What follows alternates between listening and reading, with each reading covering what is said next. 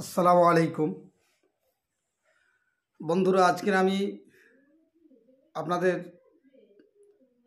Airtel payment bank সম্পর্কে একটা video বানাচ্ছি। তো এয়ারটেল পেমেন্ট ব্যাংক ফ্রড হচ্ছে কেন? দেখবেন অন্যান্য ব্যাংকের চাইতে এয়ারটেল পেমেন্ট ব্যাংক বেশি ফ্রড হচ্ছে। কাদের থেকে ফ্রড হচ্ছে? রিটেলার ভাইদেরকে বলছি এটা, যে আপনি ধরুন এয়ারটেল পেমেন্ট ব্যাংক গ্রাহকদের খুলে দিলেন, সেই গ্রাহকের কাছে কল আসছে, বিভিন্ন নাম্বার থেকে কল আসছে। কল এসে তা সেই গ্রাহকের মগজটা এমনভাবে ধোলাই করে নিচ্ছে, নেওয়ার পরে সে জানে সত্যি সত্যি ব্যাংকে হয়তো ফোন করছে, তার কাছে ওটিপিটা চাওয়া হচ্ছে। ওটিপিটা চাওয়ার পরে তার অ্যাকাউন্টে যা ব্যালেন্স আছে সেই ব্যালেন্সগুলো ওরা হাতিয়ে নিয়ে নিচ্ছে। এই ফ্রড হচ্ছে। বেশিরভাগ ক্ষেত্রে দেখা যাচ্ছে এয়ারটেল পেমেন্ট ব্যাংকের ওপরে এই ফ্রডটা বেশি হচ্ছে। যেমন গত পরশু দিন একজন আমাকে ফোন করেছিল। ফোন করার পরে বলছে, জাকির দা এই ব্যাপার। তো আমি তাকে বললাম, তো আপনি ওটিপিটা দিয়ে ফেলেছেন, দেওয়ার পরে আমাকে জানাচ্ছেন। ওটিপিটা দেওয়ার আগে আমাকে জিজ্ঞাসা করতে পারতেন, ফোন করতে পারতেন, কিন্তু আপনি দেখেন আপনার টাকাটা আছে কিনা। তো সেই ব্যক্তিটা কি করলো, তাড়াতাড়ি করে সাইডে দোকানে চলে গেল, অনলাইন দোকানে গিয়ে দেখছে ব্যালেন্স চেক করে দেখছে ওনার 5,000 টাকাটা পুরো অ্যাকাউন্ট থেকে গায়েব হয়ে গেছে। আবার ওই ব্যক্তি ওই যে নাম্বার থেকে কল এসেছিল সেই নাম্বারে উনি কল ব্যাক করেছে। ব্যাক করার পরে ম্যাডাম কি বলছে আপনাদেরকে শোনাচ্ছি, দেখেন। উনি কল রেকর্ডিং করে আমাকে হোয়াটসঅ্যাপে পাঠিয়ে দিয়েছে। जमा करना पड़ेगा। हाँ सर। तो फिर कितना जमा करना पड़ेगा? 3,000 जमा 3,000 उसके बाद 8,000 रुपये आपके खाते में दिख जाएगा। ठीक है, 8,000 खाता में लिख जाएगा। हाँ, कैसे लिखेगा? तो मेरा तो अकाउंट में पैसा है नहीं, अभी पूरा काट लिया 5,000 रुपया। सर काटा नहीं है सर, आपका होल्ड में रखा गया है सर। बैलेंस 3,000 जमा कीजिए, अभी आपका दिख जाएगा टोटल बैलेंस। टोटल बैलेंस हो जाएगा? हाँ सर। कैसे होगा? 3,000 जमा कीजिए अपने खाते में, मैं लाइन पे हूँ। 3,000 हम जमा करेगा, फिर अगर 3,000 कटवा लेगा, फिर अगर हम मेरा क्या होगा? नहीं सर, कटेगा फिर नंबर थाने में दे सकते हैं। ठीक है, हाँ आपका बैलेंस कटेगा सर, थाने में नंबर दे सकते हैं। ठीक है, हेलो, हाँ सुन रहा तो हम जी। बैलेंस जमा करोगे लाइन पे। ठीक है, मेरा तो दिमाग तो खराब हो गया। 1 रुपया पड़ा हुआ मेरा बैलेंस में, 5,000 रुपया तो था। हेलो, अभी हाँ। अभी आपके खाते में सर लाइन पे रहते कि मैं पूरा बैलेंस चेक करा दूंगा। पहले जमा कीजिए बैलेंस 3,000। ठीक है, তো বুঝতে পারছেন তো আমি আর কতটা শোনাবো। তো এই নাম্বার থেকে মেয়ে হতে পারে, ম্যাডাম হতে পারে, কিংবা পুরুষ হতে পারে। এখন বিভিন্ন সিস্টেম আছে যে ফোনের মধ্যে পুরুষের গলা মহিলার গলা করা যায়, মহিলাদের গলা পুরুষের গলা করা যায়। যাই হোক, তো মোটামুটি কথা হলো এই নাম্বার থেকে ফোন করে বলছে আপনার ওটিপি গিয়েছে, আপনি ব্যাংক থেকে বলছি, আপনার পিনটা সমস্যা হচ্ছে, ঠিক করে দেবো। যেভাবে বললে কাস্টমারের মগজটা ধোলাই হবে, ঠিক সেইভাবে বলে ওটিপিটা নিয়েছে। নেওয়ার পরে ওনার অ্যাকাউন্টে 5,000 টাকা ছিল, 5,000 টাকাটা পুরো গায়েব করে দিয়েছে, নিয়ে নিয়েছে, হাতিয়ে নিয়েছে। নেওয়ার পরে ওই ব্যক্তিটা আবার ওই নাম্বারে কল ব্যাক করে ফোন করছে। তো কি বলছে এখানে, যে আরও 3,000 টাকা আপনি ভরেন, আপনার 5,000 টাকাটা ওটা হোল্ড হয়ে আছে, আপনি আরও 3,000 টাকা ভরলে আপনাকে খাতায় লেখা হবে, কিন্তু আরও 3,000 টাকা ভরলে ও 3,000 টাকাটা ফেরও গায়েব করবে। বুঝতে পারছেন তো? আবার গতকাল আরেকজনের অ্যাকাউন্টে 2,700 টাকা কেটে নিয়েছে। দেখি তার নাম্বারটা এখানে আছে কিনা। এইভাবে আমার দোকানে দেখা হলে আমাকে বলছে যে, জাকির দা এরমভাবে ওটিপিটা একজন ফোন করেছিল ব্যাংক থেকে, চাওয়ার পর একটা ওটিপি নিয়েছে। যাই হোক, তার নাম্বারটা এখানে নেই। তো ওটিপিটা নেওয়ার পরে আমার অ্যাকাউন্টে 2,700 টাকা ছিল, সেটাও গায়েব করে দিয়েছে ওই এয়ারটেল পেমেন্ট ব্যাংক থেকে। তো এখন দেখতে পাচ্ছি এয়ারটেল পেমেন্ট ব্যাংকের প্রচুর ফ্রড হচ্ছে। আপনারা সাবধান। আপনারা রিটেলার ভাইদেরকে বলছি, যারা বিভিন্ন গ্রাহকের অ্যাকাউন্ট খুলছেন তাদেরকে সতর্ক করিয়ে দেবেন। তাদেরকে বলবেন যে কেউ কোনো নাম্বার থেকে যদি আপনার কাছে ওটিপি চায়, ওটিপি কোনো দিন কাউকে শেয়ার করবেন না। ওটিপি যদি আপনি শেয়ার করে থাকেন তো সব কিছু তার হাতেই চলে গেল, সে সব কিছু আপনাকে হাতিয়ে নিতে পারবে। বুঝে এসছে? তো বন্ধুরা, আমাদের এরিয়া থেকে আমরা যে এয়ারটেল পেমেন্ট ব্যাঙ্ক খুলছি, এর কি ভরসা? এর মেন ব্রাঞ্চ হলো তো গোরেগাঁও, কিন্তু এর কোনো শাখা সিঁদুর নেই আশেপাশে। আমরাই মাত্র সিএসপি, আমরাই রিটেলার, আমরাই সব কিছু। তো আমরা যখন রিটেলার, আমরা যখন সব কিছু এখানে অ্যাকাউন্ট যখন ওপেনিং করতে পারছি, তো কারোর অ্যাকাউন্ট ধরে নাও বন্ধ হয়ে গেল, সে অনেক দিন চালায়নি, তো তার অ্যাকাউন্ট বন্ধ হয়ে গেলে আমরা যাতে খুলতে পারি সে সিস্টেমটা এখানে নেই।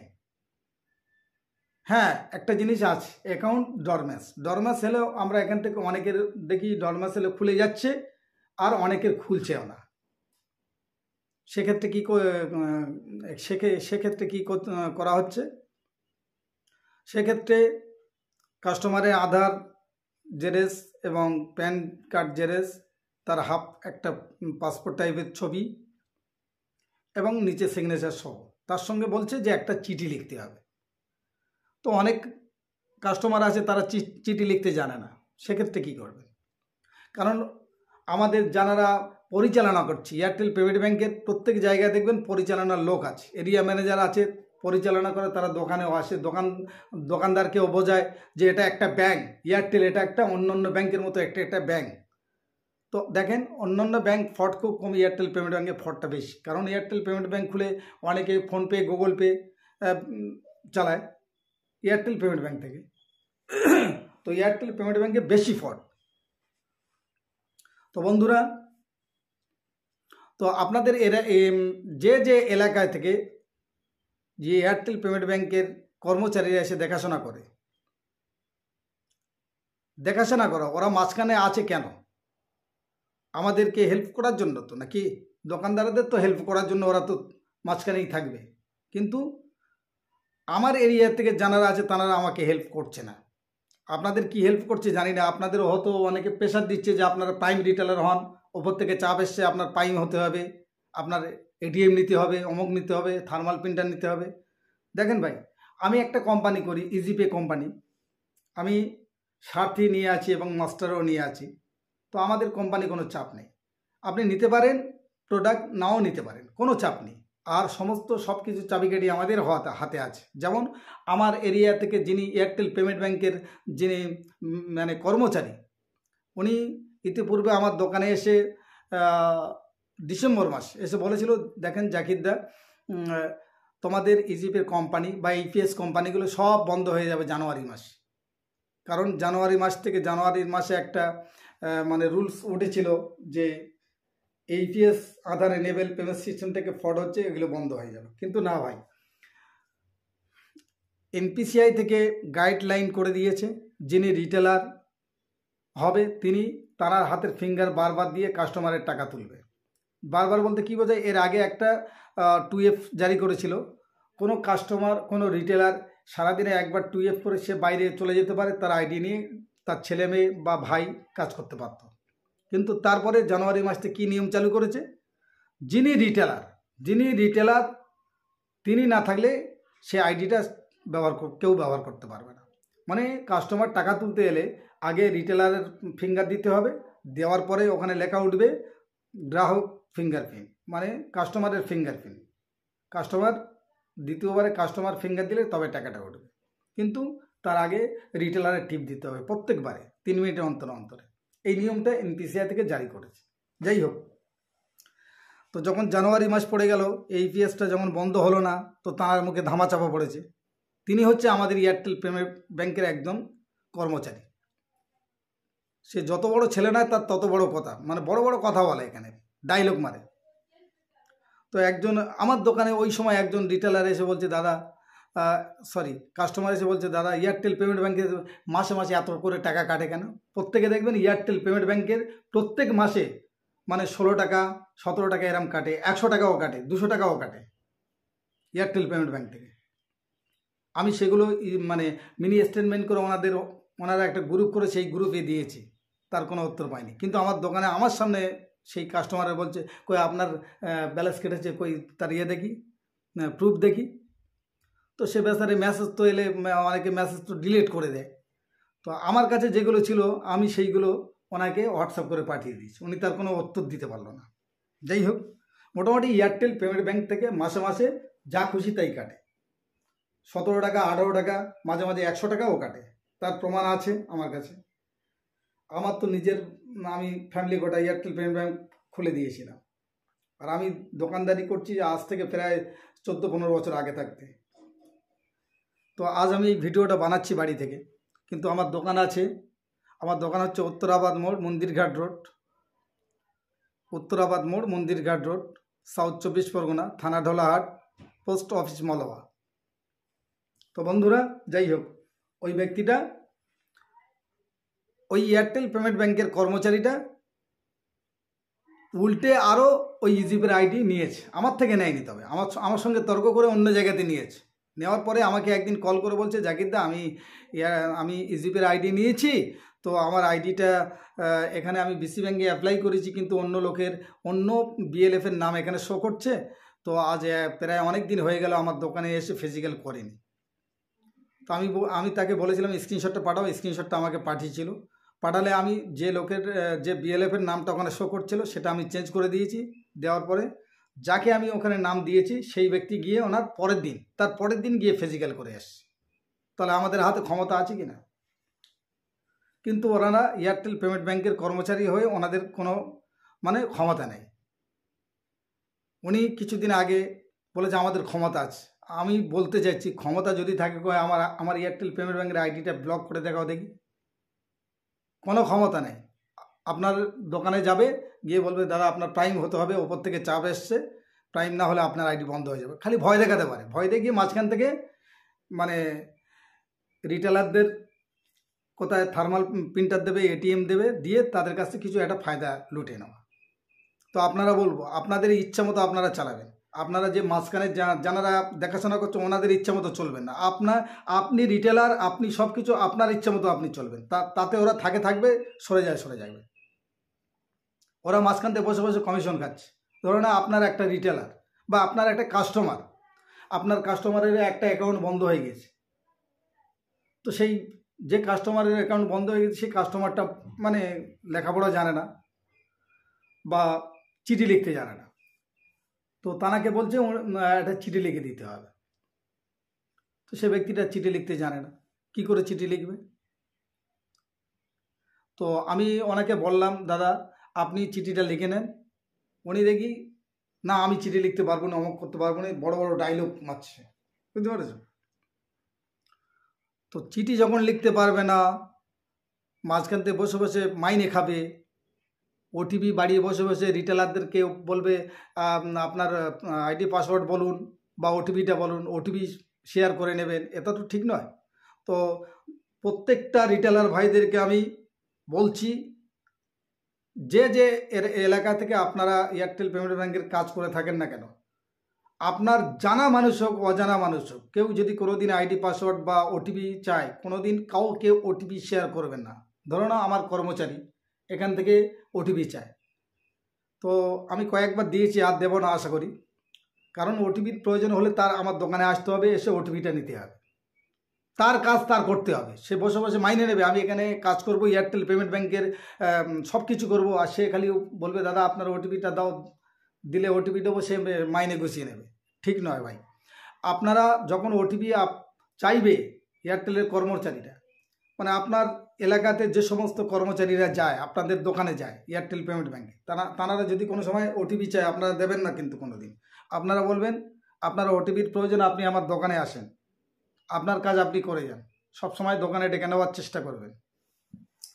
তো যাই হোক, তো ওই ব্যক্তিটা ইজিপের আইডি একটা নিল। কে নিল? যিনি এয়ারটেল পেমেন্ট ব্যাংকের একজন কর্মচারী।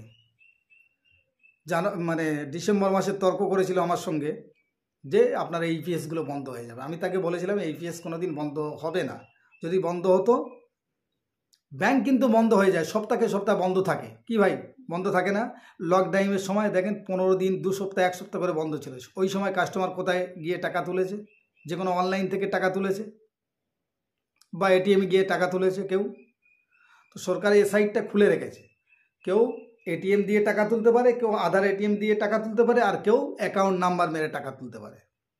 এই 3টে পথ সরকার বের করে রেখেছে। কারণ ব্যাংক তো অনেক সময় সপ্তাহে সপ্তাহ বন্ধ থাকে, সেই ক্ষেত্রে অনেক কাস্টমারের এটিএম নেই। তারা কোথায় যাবে? তারা আধার এটিএমে চলে যাবে, মানে অনলাইন দোকানে।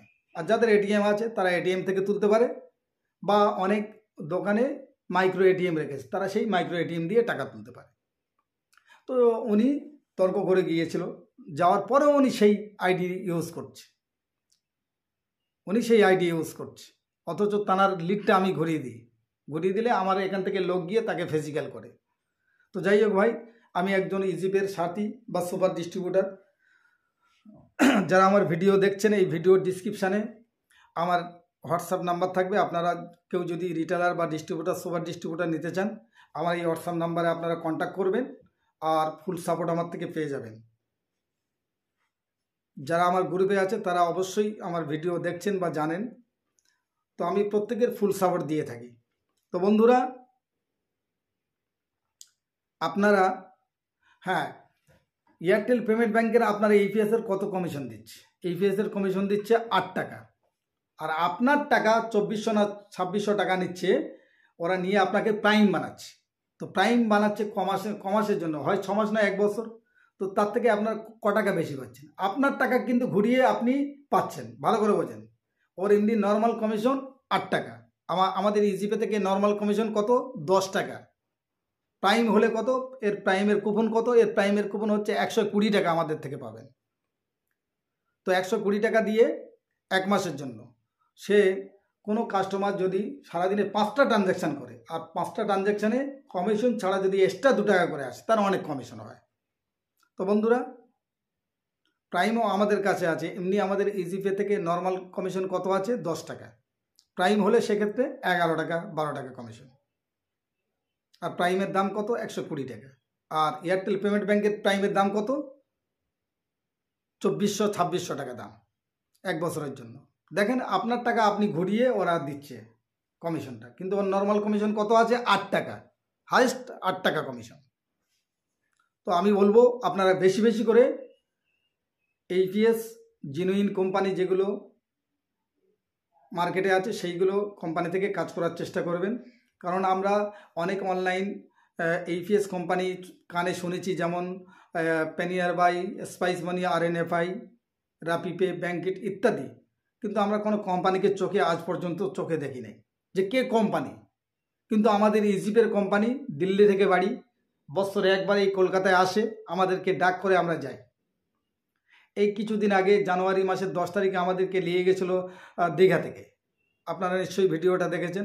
দীঘা থেকে নিয়ে গিয়েছে ইচ্ছা মতো আমাদেরকে মানে খাইয়েছে, বা আমাদের নিয়ে ঘুরিয়েছে, আমাদের নিয়ে মিটিং করেছে। তো আমরা যখন আমরা ফোন করি, কোম্পানি চেষ্টা করে আমাদেরকে হেল্প করার, বা ফোন আমাদেরকে রিসিভ করে। তো আমরা কোম্পানিকে সরাসরি চোখে দেখছি, ইজিপের কোম্পানি। কিন্তু অন্যান্য কোম্পানির আমরা চোখে দেখি নেই, অন্ধবিশ্বাসের মতো কাজ করে যাচ্ছে। তো আমি বলবো জেনুইন কোম্পানি হলো একমাত্র ইজিপে, স্পাইস মানি, পেনিয়ার বাই। তো পেনিয়ার বাইয়ের কোম্পানি চোখে দেখিনি, স্পাইস মানির কোম্পানিও চোখে দেখা হয়নি, কিন্তু ইজিপের কোম্পানি আপনারা চোখে দেখছেন ভিডিওর মাধ্যমে।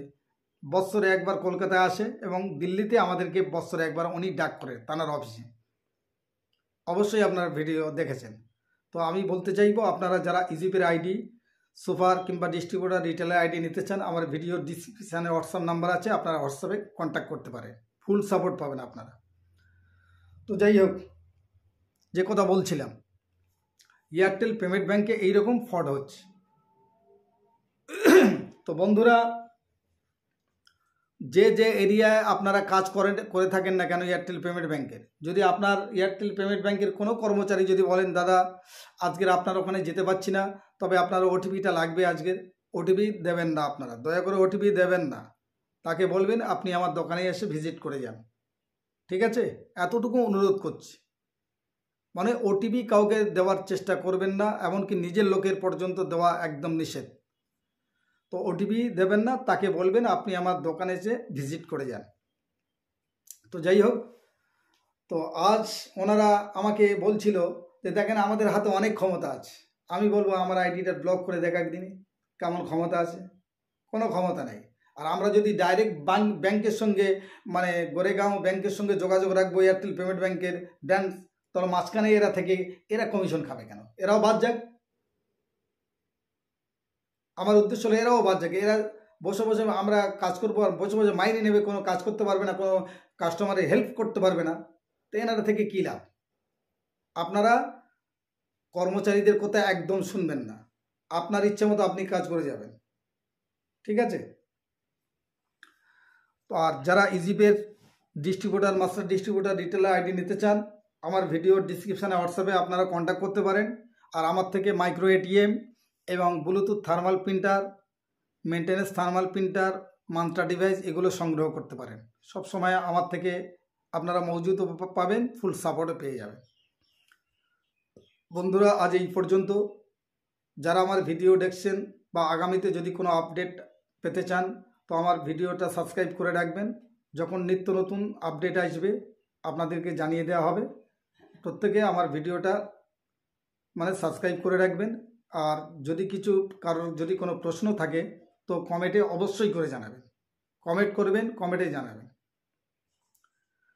সবাই ভালো থাকুন, সুস্থ থাকুন। খোদা হাফেজ। আজ এই পর্যন্ত।